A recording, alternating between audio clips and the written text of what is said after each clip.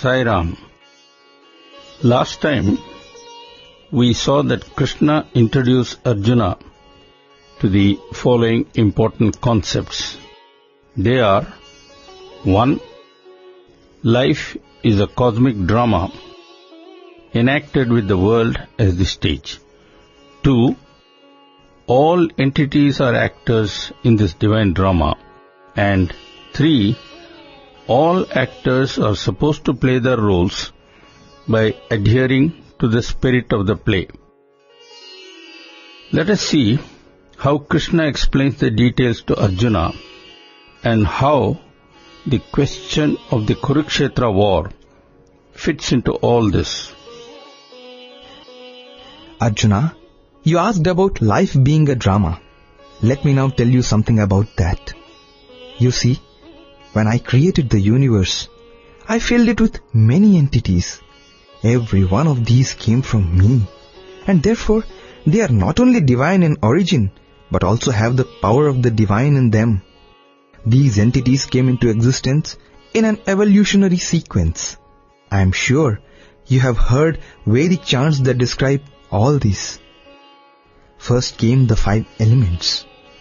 After the elements were created, physical matter emerged in various forms like galaxies, stars and planets. This was the stage of evolution when mountains, rivers and seas formed. After that emerged life. First in the very primitive form. It then slowly evolved to more and more complex forms. All this diversity came from me, and every bit of this diversity has the seed of divinity latent in it. That is why the scriptures say, from one came many. You may say, I separated myself into diverse forms, some animate and some inanimate. Lord, why did you do that? That is a good question. I separated myself from myself so that I could love myself. I don't follow that. Well, it is this way. Every being has love in it.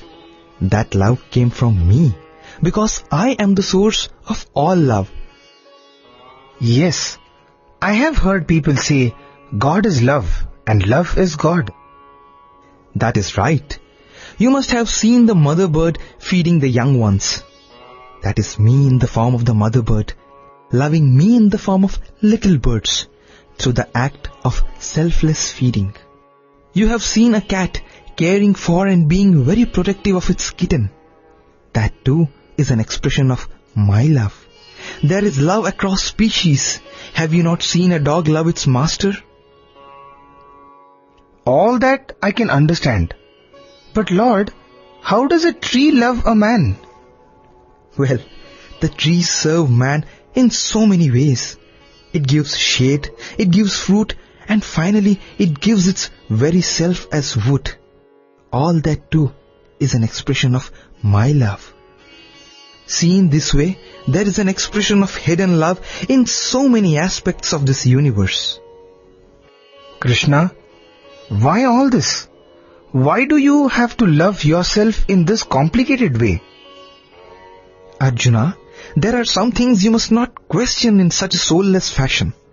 Children play all by themselves, making things and talking to themselves, pretending to be many things at the same time. All that play is a reflection of the divine play itself. I play in the same way a child plays with itself. Why should I not? You mean creation is a Leela? And life is also a Leela of the Lord? Yes. If life is all about you in some form, loving yourself in some other form, then how come there is so much hatred, violence and so on? How come the Kauravas hate us so much and now want to fight with us? There we come to the great mystery of life. Let us pause and reflect on what the Lord has told Arjuna thus far.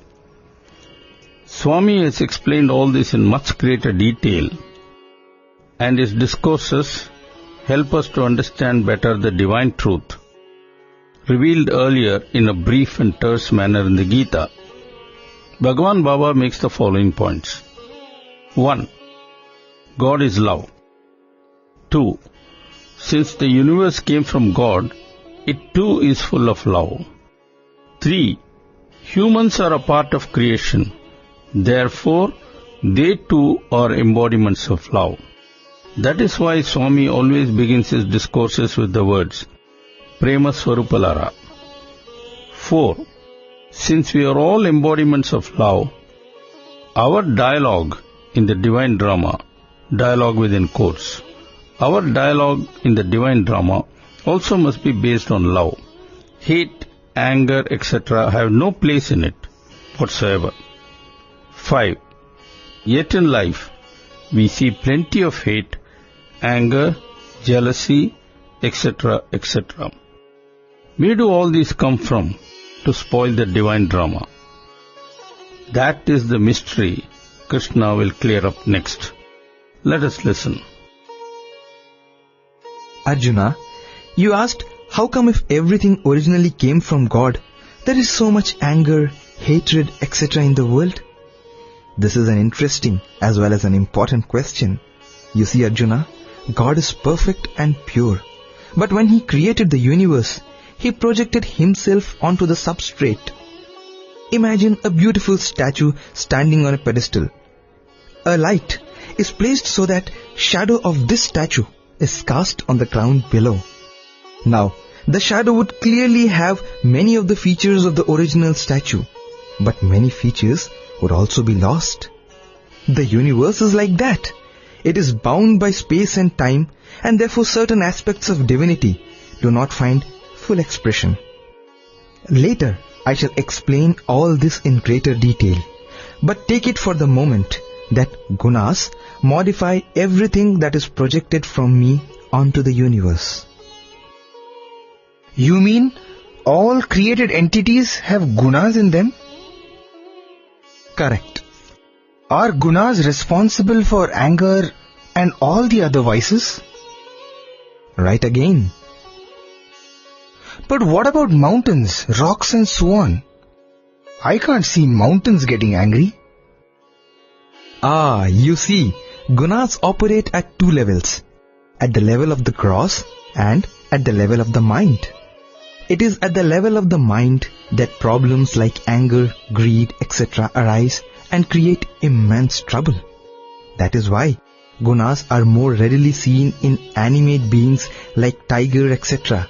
than in inanimate entities like mountains and deserts. But how is all this relevant to the basic issue of Arjuna not wanting to fight and Krishna insisting that Arjuna should fight?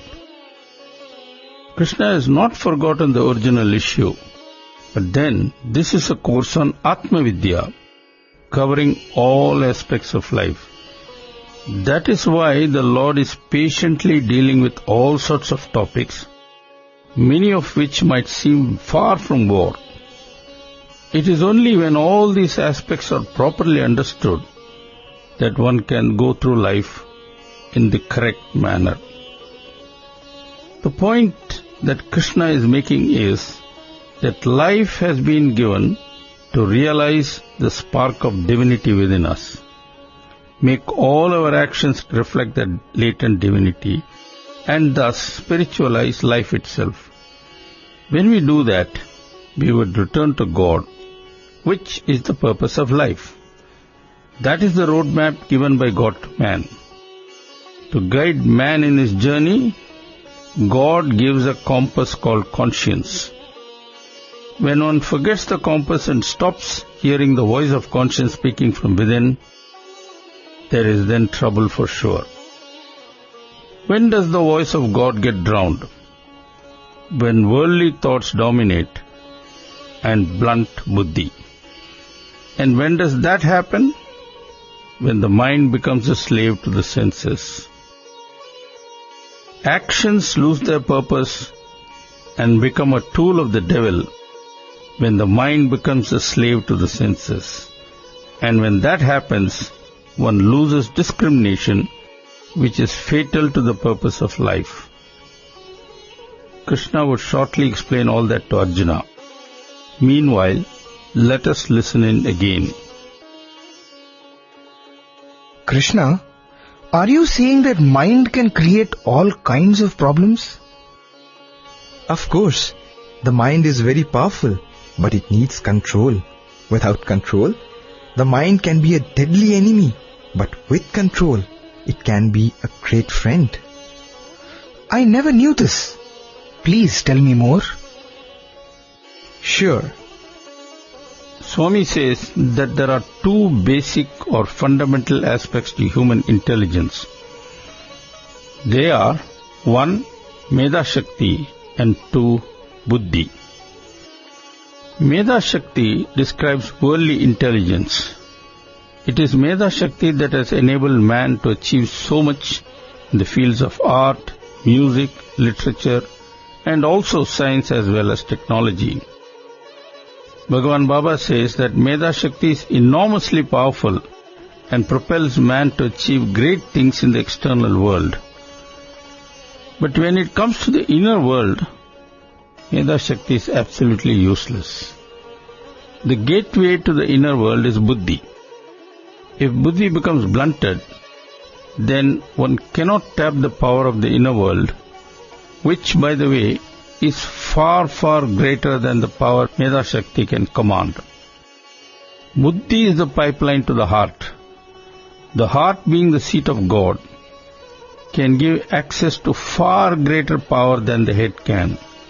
The important point is that it is this power alone that can solve the problems of man.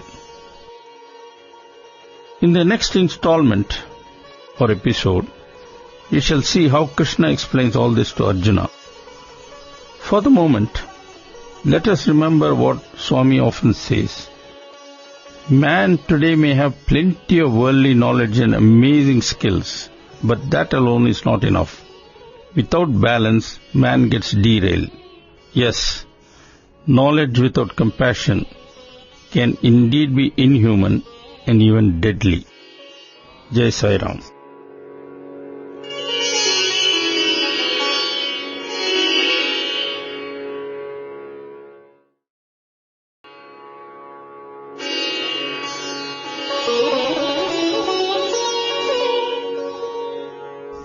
Sai Ram, and welcome to this unique presentation of the Gita as a simple conversation between man and God, reinforced with the teachings of Bhagavan Sri Sathya Sai Baba.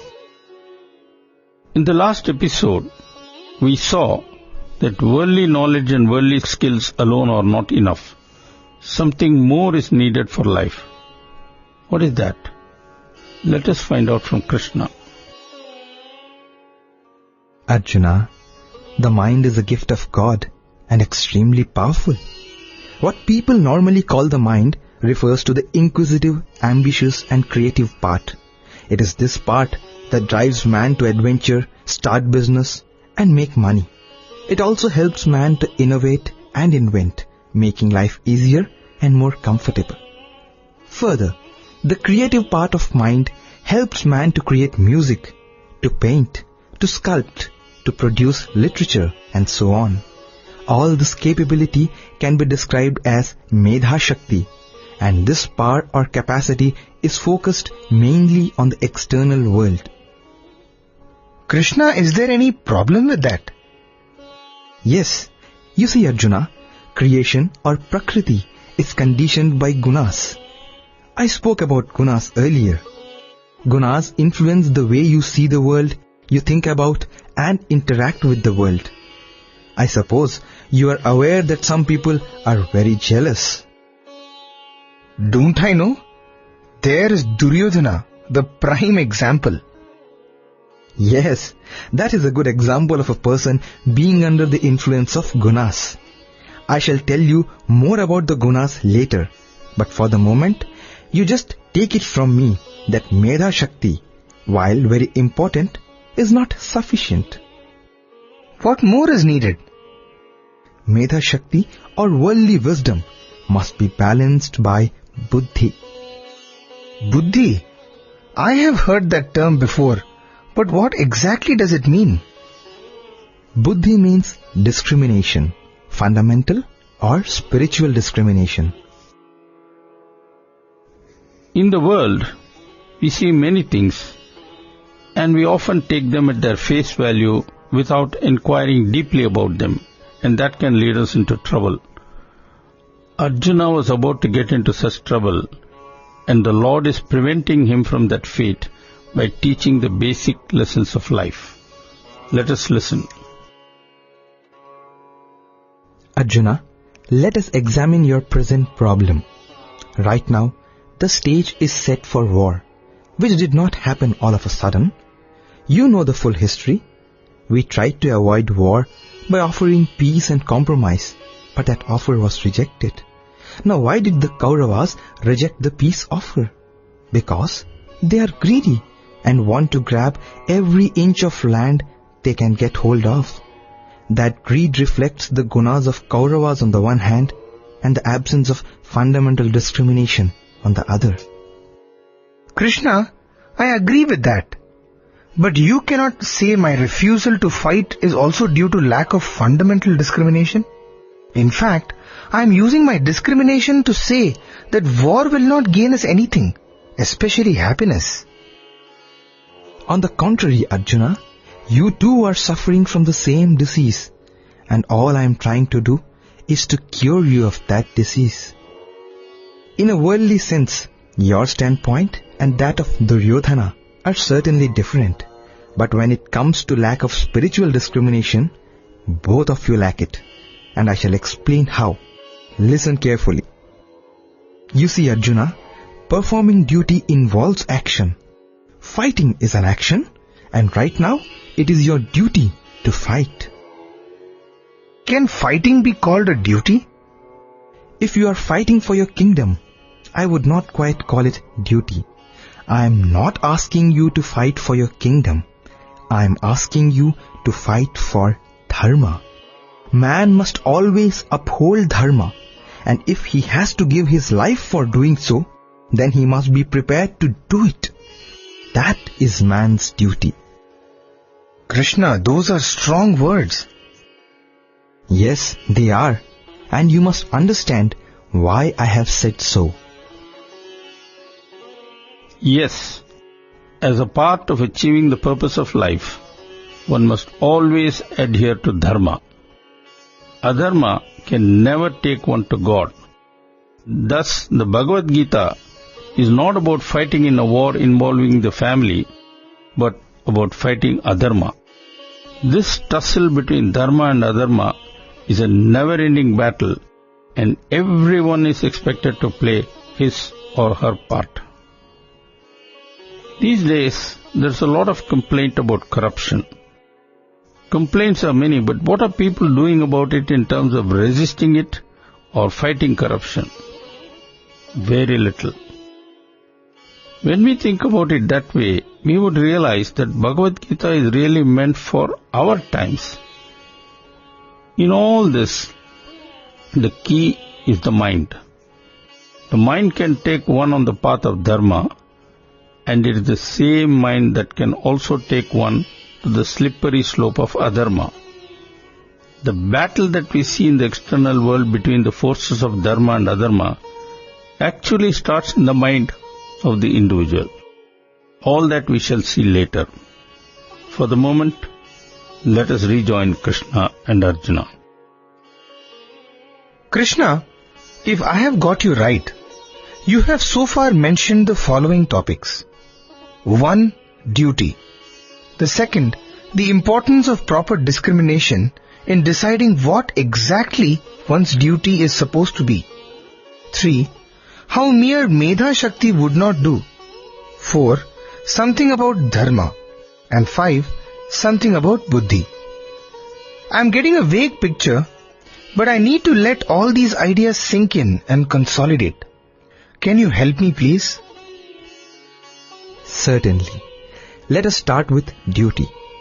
Duty involves an action, and this action must be performed in the world, which is transient. However, though the world itself may be transient, The nature of the action performed must have its root in the eternal values of Sathya and dharma. These eternal values flow from the Atma, and thus the Atma must be the guide in deciding the nature of your actions. Do you mean to say that my not wanting to fight goes against the Atma? Of course it does, because your refusal to fight is based on body attachment to your relatives, friends and gurus. Next, I come to Medha, Shakti and buddhi. You are a very clever man, Arjuna, but your cleverness is mostly related to the external world. Krishna, wait a minute. We all live in the external world. Should we ignore it and not pay attention to it at all? Did I say that? What I am saying is that while you must pay attention to the external world, you must pay more attention to the Atma, that is eternal as compared to the world which is transient. But Krishna, while my body may perish, the world goes on. It has gone on for thousands of years. How can one dismiss it so summarily? I am not asking you to dismiss the world totally. Everyone lives in the world. Saints and sages have done so, and I too have incarnated in this very world. Therefore, we must not and cannot ignore the world. At the same time, we must not ignore the purpose of life. Have you forgotten what I have told you about the purpose of life? Please, can you repeat that again? God has blessed you with a human form and put you in this world so that you can return to God. Is that where the Atma comes in? Precisely. The Atma provides the guide to the return journey. Later, I shall tell you more about the cycle of repeated births and deaths. But for the moment, you had better understand that though you have a mortal body, your real nature is the Atma. Therefore, your life must reflect your true nature. You do not expect a king to behave like a joker, do you? I am sort of beginning to get the picture. But where does buddhi come into all this? That is a good question. Buddhi refers to the power of discrimination. It is the link to the Atma. If this link is blocked or not in good shape, you cannot get guidance from the Atma. The mind then gets a good chance to misguide you and distract you from the purpose of life. In short, if buddhi fails to function, you can be sure you would soon be on the slippery slope to disaster. Dhyayato vishayan pumsa sangasteshu pajayate sangat sanjayate kama kamat krodho bhijayate. Dwelling with the mind on sense objects develops attachment. Attachment leads to desire, and desire breeds anger. Krodhat bhavati sammohaha sammohas smriti vibhramaha smritibhramshat buddhinashaha buddhinashat pranashyati. From anger arises delusion. Delusion promotes confusion of the mind. Confusion generates loss of reason. And finally, loss of reason leads to complete ruin. The slokas that you just heard are extremely important.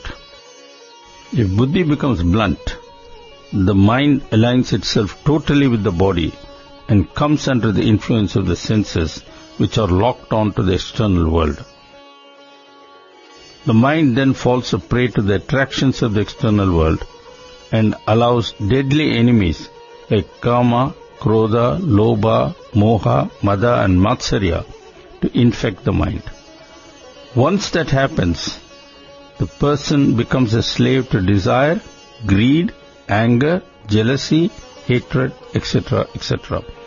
All these are very bad for a person.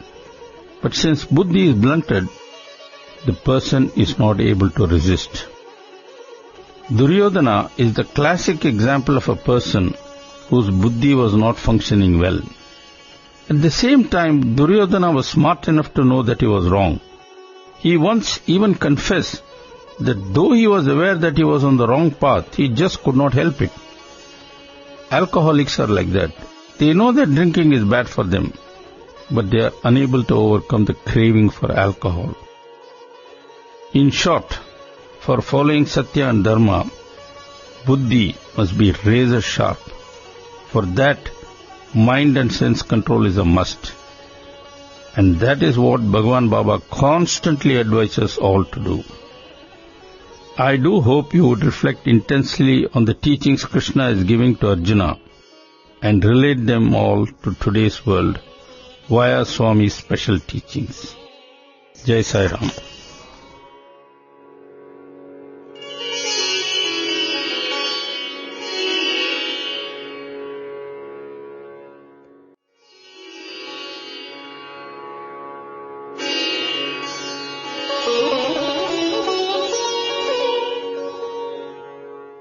Sai Ram, and welcome once more to this serial presentation of the Bhagavad Gita as a simple narrative tuned to the present time and amplified with the teachings of our beloved Swami. We are now into the 7th episode. Slowly, we are getting into the thick of Atma vidya, or knowledge of the self, as taught 5,000 years ago by Krishna to Arjuna on the battlefield in Kurukshetra. The word Atma vidya should not frighten us. It's all about duty really, and how exactly we should perform this duty. All entities in creation have divine power latent in them, but man, says Swami, is special because man alone can understand and appreciate that there is a creator behind creation. In particular, man has the capacity to make the latent divinity become patent through actions based on Sathya and Dharma.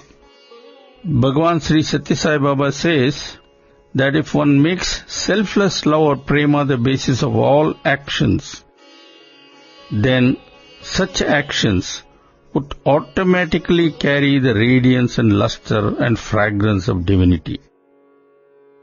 All this was explained earlier to one man, namely Arjuna, when the Lord incarnated as Bhagavan Sri Krishna.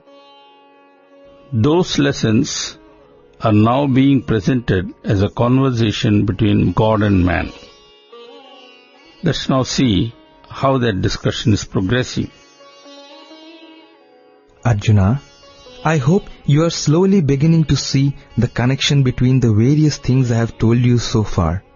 In brief, I first said that you must realize that you are not the body but the personification of the eternal Atma. Why must you know this? Because only then can your actions be right. What does right action mean?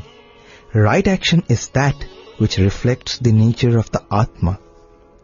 What exactly is the nature of Atma?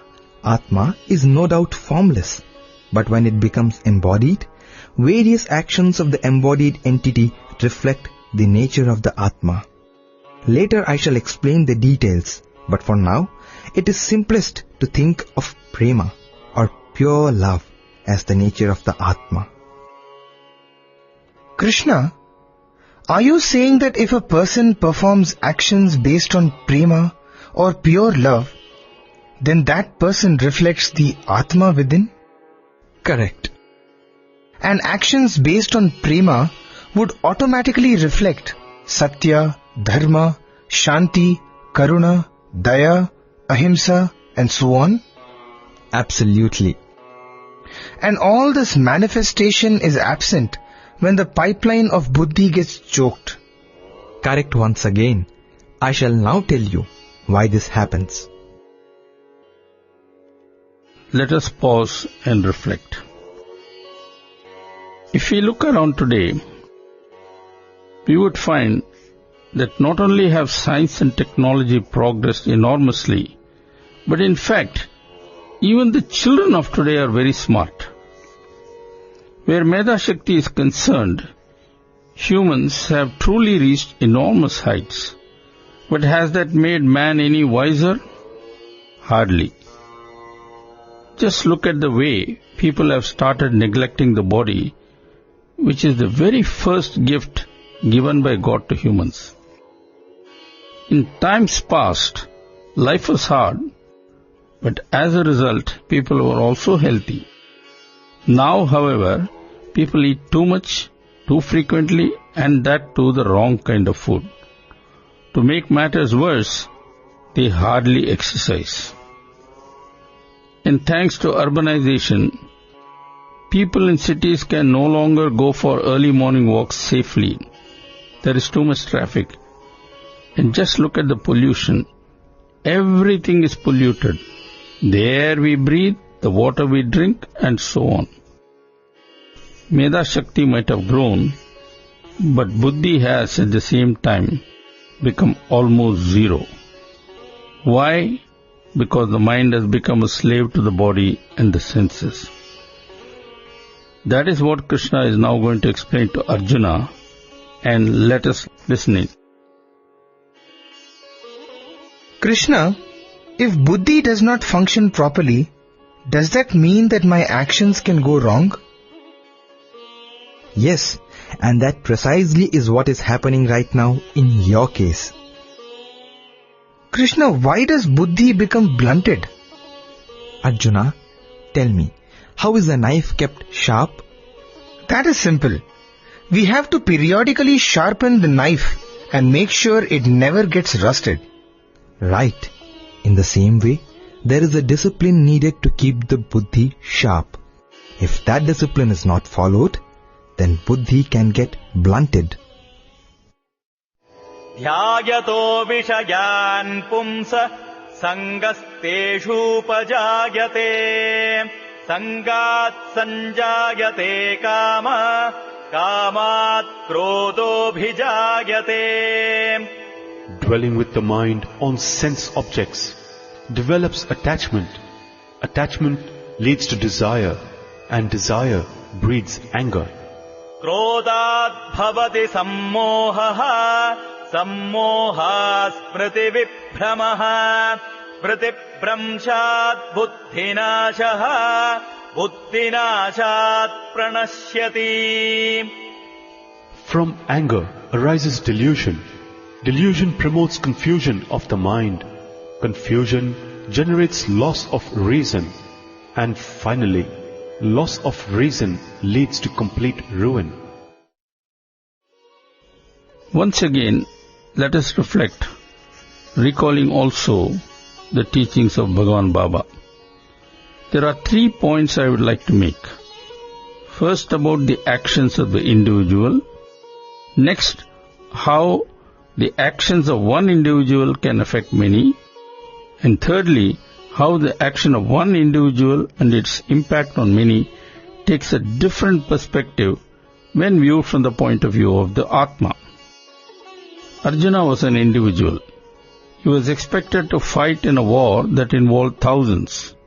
By fighting, he would be injuring and killing many. All this would cause much pain to the relatives of the afflicted and the survivors also. Reasoning thus, Arjuna told Krishna, Krishna, it is true I wanted war earlier. But now, after seeing the 2 armies and all the people assembled here on the battlefield, I have changed my mind. Why cause so much pain? I do not want to be a party to this himsa or violence.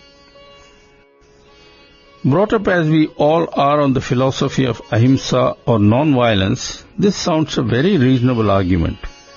Here we see the example of how people sometimes analyze the impact of their actions on society. Today's world is heavily interconnected. When a disease breaks out in one place, it soon spreads the world over. When people spread hatred in one place, it leads to violent conflict in many other places. When the stock market crashes in one place due to wild speculation, it has a global effect, and so on. In a heavily interconnected world, finance, health, environmental condition, peace, etc. are all often affected by what individuals do, especially when they wield a lot of influence as powerful bankers, industrialists, media people and militarists do. All these problems arise in the mind. The mind can do one of two things. Either it can see diversity in cosmic unity, or it can see cosmic oneness as apparent diversity. Today's lifestyle encourages seeing diversity, forgetting the underlying unity provided by the Atma. Krishna and our beloved Swami say, don't do that, because that's dangerous. Let your actions be guided by divine unity built into the cosmos by the Creator. See unity behind the superficial diversity of the physical universe. In other words, all arguments, no matter how good they might sound, are incomplete if they ignore the underlying cosmic unity of mankind and nature. Let us now see how Krishna explains all this to our confused friend Arjuna. Arjuna, I have told you that buddhi is very important. If buddhi becomes blunt, then all the Medha shakti in the world is of no use. Lord, how does buddhi become blunted? I have already explained that when man allows his mind to be contaminated, buddhi becomes blunted. Man then forgets buddhi completely and does not even realize that he has that pipeline to his conscience. Krishna, I shall try and digest that. But meanwhile, how does the mind get corrupted and how to prevent that corruption? Ah, that is a good question. You see, Arjuna, by its very nature, the mind tends to wander in the external world as it keeps getting dragged there all the time by the senses. But Lord, it is you who have given us the mind and the senses. And are not these faculties doing what they are supposed to do? No, Arjuna, what you are saying is not correct. I have given the tongue to animals and also to man to help them with eating. But in the case of humans, the tongue also helps in speaking. Some people use the power of speech to abuse others. Did I ask them to do so?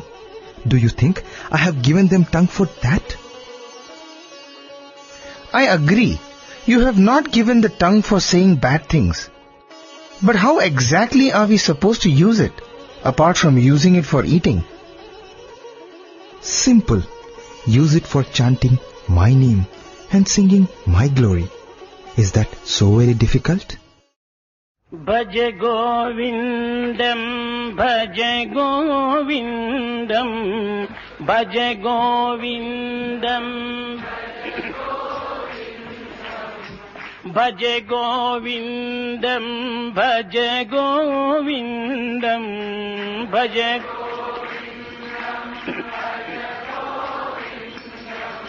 Bhaja Govindam Mudamate, Bhaja Govindam Bhaja Mudamate,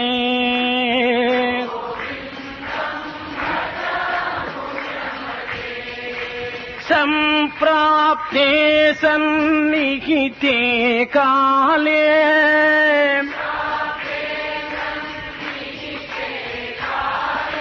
Nike rachate dukkum karne,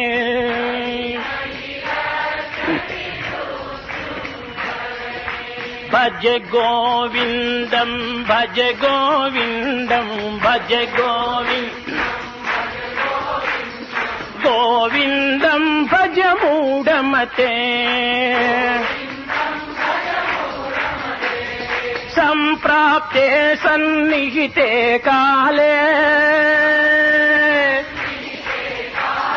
Naki rachate dukkum karne, Naki rachate dukkum karne. bhaj govindam. Arjuna, that is the problem with you humans. You are able to use the power of the mind and the tongue for so many things related to your name and fame. But when it comes to me, you find all excuses to forget me, except of course when you are in trouble. Deep trouble. Yes, Arjuna, ingratitude is far more common than you think. It is only when you see the world from the perspective of the Atma that you would be able to experience cosmic oneness. And it is that feeling of oneness alone that can solve the problems of mankind. That is very true. All of us know that India lives mostly in the villages. But how many know about the conditions of the villages? Way back in 1985, Bhagwan Baba took his students to a few villages near Puttaparthi to expose them to the problems of village life and the enormous difficulties villagers face. This is where prema comes in.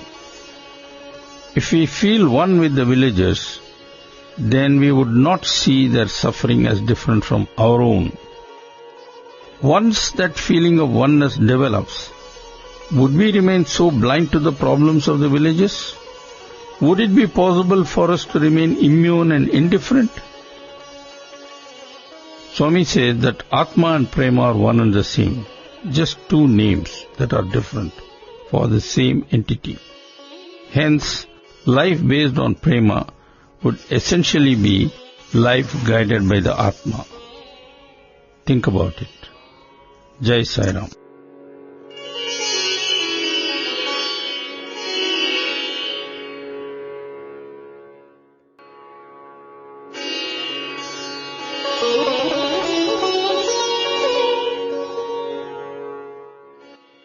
Sai Ram.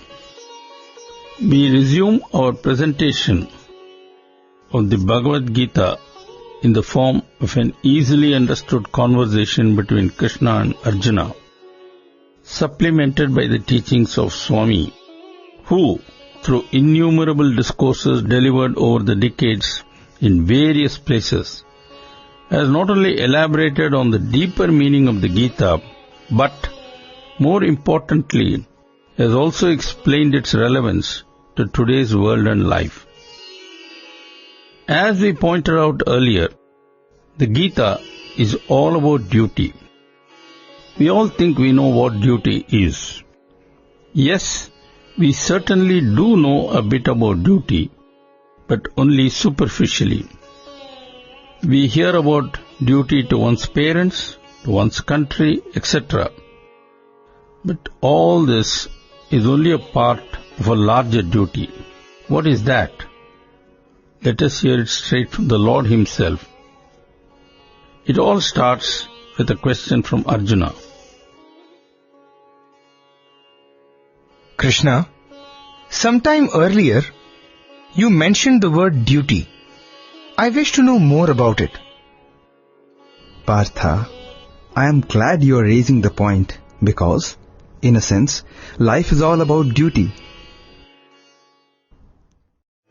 Karmanyevadhikaraste ma phaleshu kadachana ma karma phala hedurbhu ma te sangostva karmani. Action alone is thy province, and not the fruits thereof. Seek not the fruits of action, nor shouldst thou avoid action.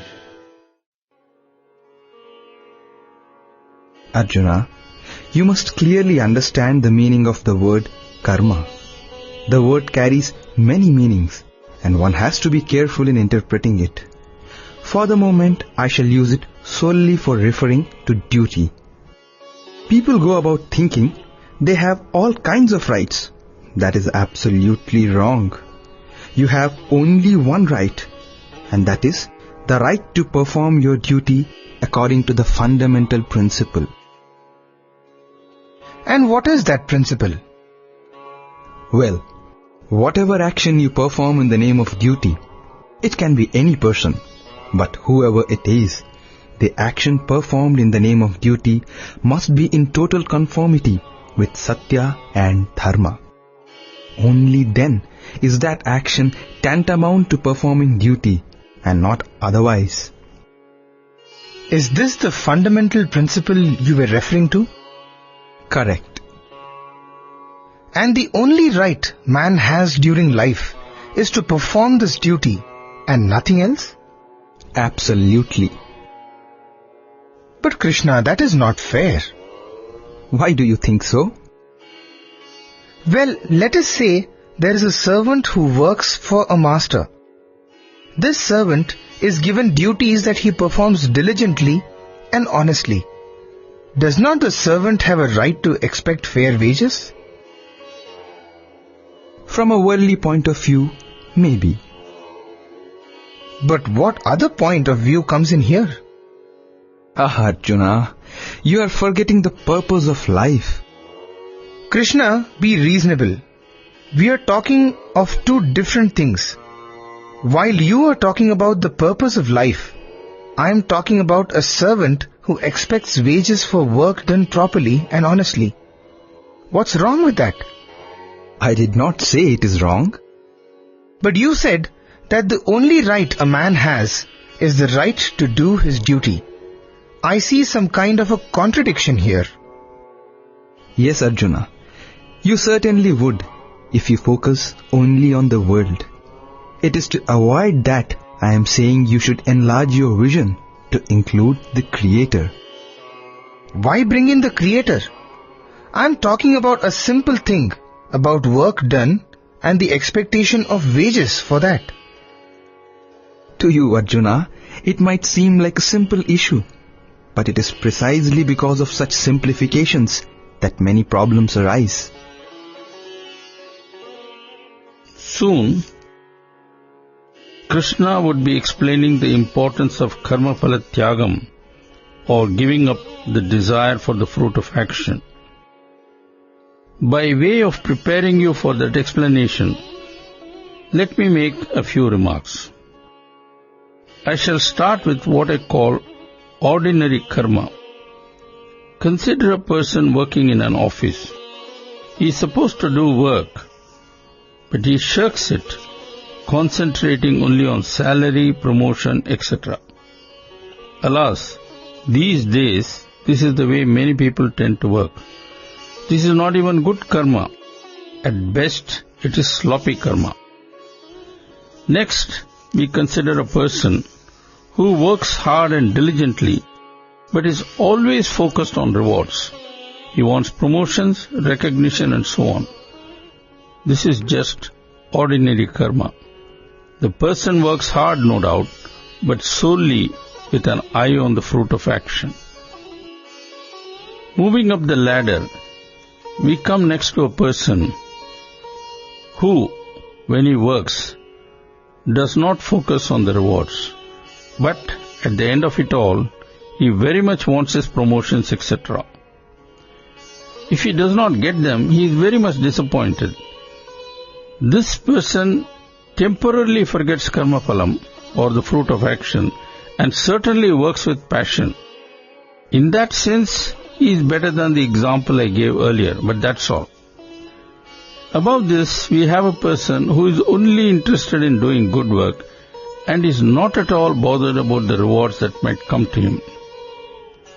If rewards come, that is fine. And if his good work is ignored, that is also fine. Either way, he is not bothered. Doing good work is all he is interested in. This is called Nishkama karma. It is truly noble and therefore strongly advocated by all gurus. In fact, it is in Nishkama karma that one sees true karma phala tyagam. Needless to say that this species is rare. When one performs karma for the benefit of others without an eye on the rewards, and in addition lovingly dedicates the action to the Lord, one performs what may be called pavitra karma. This is the best of all and most pleasing to the Lord. More about all this later maybe, but for now, let us return to Krishna and Arjuna. Arjuna, let me illustrate the concept of selfless duty by considering a few examples. I shall start with a man who plants a mango orchard for selling the mangoes and making money. Mind you, I am not saying making money by selling mangoes is bad. All I am saying is that this is an action performed with an eye on the rewards. In this case, the profit that would be earned. This is ordinary karma. This is the way people work and live, and there is nothing wrong in that. Next, consider a king who plants shade-giving trees all along the two sides of the road in his kingdom. The king is not personally going to benefit by this. If ever he ventures out, he would ride in a palanquin that is carried by others. Thus, he would always be in the shade. However, the trees would benefit those who would walk on the road. What the king gains is the satisfaction of having helped his subjects, and this would be a cause of Nishkama karma. Let us go one step forward. Suppose the king is a great devotee of the Lord. Do you know what he would do? He would offer all the tree planting to the Lord, saying, Lord, I offer this work to you. When people walk along these roads and seek shade under these trees, it is really you who is in some form or the other would be so taking shelter, and serving you through society would give me so much joy. Therefore, O Lord, please graciously accept this offering of mine. Arjuna, that would be pavitra karma, the highest of them all. Life gets spiritualized most when actions are filled with pure love. That is what pavitra karma is all about. Actions based on love. Swami has added wonderful extensions to this. Once a lady asked, Swami, I am a housewife. I do not plant trees, I do not do social service, etc. I do ordinary household work. How can I make my work into pavitra karma? Swami replied, simple. For example, when you cut vegetables before cooking, you just say, Lord, I offer this cutting to you. Please cut my ego in the same way I am cutting vegetables. That's all. Similarly, when you are sweeping the house, you can say, Lord, I am sweeping the house clean of dirt. Please sweep my heart of all spiritual impurities so that it becomes a fit house for you. There are innumerable ways in which one can offer even simple things to God. That's what Swami said. In the ashram here in Prashanti Nilayam, Seva Dals come from all over the country to do service or seva. Sometimes these Seva Dals move in trucks and tractor trailers, taking things from one place to another. While so doing, they sing bhajans. That is the way they transform their normal duties into pavitra karma. In general, whenever any work or simple act of service is done thinking of the Lord, seeing God in the person served, etc., that simple act immediately becomes pavitra karma. Karma yoga is not something meant for the yugas of the past or the so-called yogis. It is very relevant even now and in fact very much needed. Anyone can become a karma yogi, a doctor, a pilot, a policeman, a teacher and so on. Do you realize how different our society would become and how much it would improve if all of us took karma yoga seriously? No big government plans are needed, nor is any big budget required. The investment needed is not money, but love for God and sincerity. With prema, karma yoga becomes prema yoga, the best of all. Think about it. Jai Sai Ram.